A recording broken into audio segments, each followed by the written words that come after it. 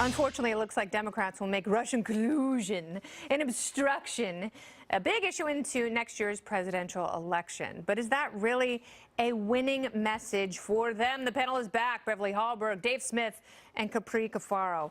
You know what I would like to see from these people, Beverly? If they really take their chances seriously of becoming president, let's talk about cybersecurity in this country. Let's talk about how Russia tried to influence the 2016 campaign in two different ways, very clearly, according to the Mueller Report. And if they were president, what would they do about that? The big news from the report isn't just that there wasn't collusion, but to see how far the interference into our elections by Russia really went. And that we're not even hearing about that story. But I think we have a problem with the Democrat nominees that are out there that have thrown their hat in the race. Yeah. Some are serious candidates who really want to win and who are going to think they have a chance. So they're going to give more of a generic, democratic, moderate platform.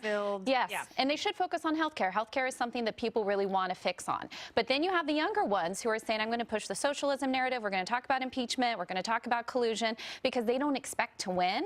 They're trying to put their name out there. They're trying to push an agenda and hopefully get the Democratic Party further to the left. So I think you have competing forces on what these individuals are really trying to accomplish. I'm still shocked that all they have today, and, you know, they could have had better hot takes and at least something that differentiated most of them from the pack. And all they have is attacking Barr. To just robotically repeat the exact same talking point the last one said in such a crowded field. I'm actually genuinely blown away by how stupid Democrats are. And the truth is that you could, if they wanted to take on this Russia issue, this would be much more popular with their base. If they actually came from the opposite perspective and said, hey, you know what? Donald Trump has actually pushed us a lot closer to war with Russia. And this is the truth that nobody talks about, okay? Whether it's pulling out of agreements, whether it's putting pressure on Germany to not trade with Russia, whether it's killing Russians in Syria. You know, Hillary Clinton had big problems going up against Bernie Sanders and Barack Obama in Democratic primaries because they were substantially more anti-war than her, and that's where the base is.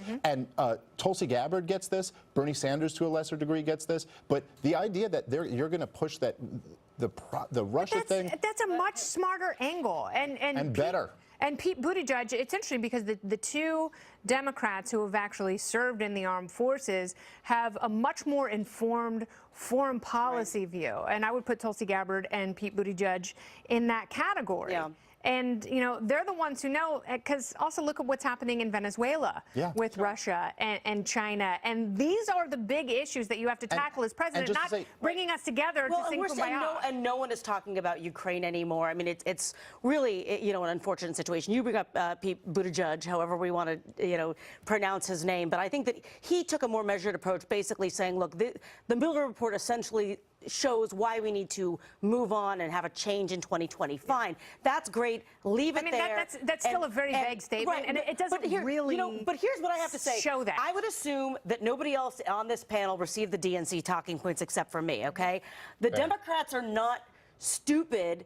They're stupid for just parroting talking points. I got the talking points. I don't use the talking points. And what happens is that we all look like as a bunch of zombies and robots that aren't thinking for themselves. And the second that someone, and I really believe, to your point, that the thing that we are totally glossing over is the fact that Russia did so much to infiltrate us in 2016. And Democrats could lead on this issue and say, we are going to make substantial changes to make sure this doesn't happen in 2020. Yeah, and frankly, like, you got to look toward the future. And you have to ask yourself, if this was so bad and this really happened, what's to keep it from happening again? I'm going to talk to Mike Baker about that a little bit later in the show. Thank you guys so much for being here. Capri, Dave, and Beverly. Oh, it's a good night. Feeling right.